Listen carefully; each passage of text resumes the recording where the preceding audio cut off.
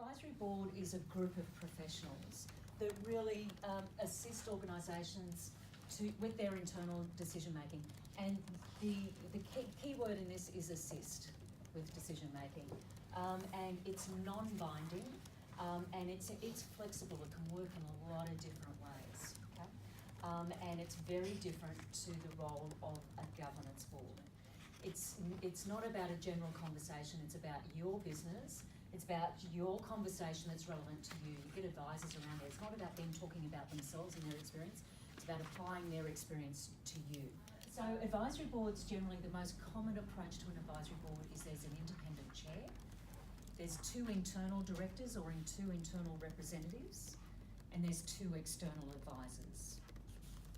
The chair will normally work with the business owner to establish an advisory board, which normally takes about 3 months to do, to set one up.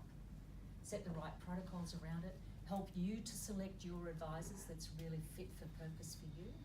And then the advisory board meetings are held once a quarter. So when you get a combination of people on your advisory board, those that like the rules, the C-suite executives combined with the entrepreneur that is out there and knows how business practically works, it's really powerful when you get an advisory board that has complementary skills, not all the same. You don't want everybody to be the same.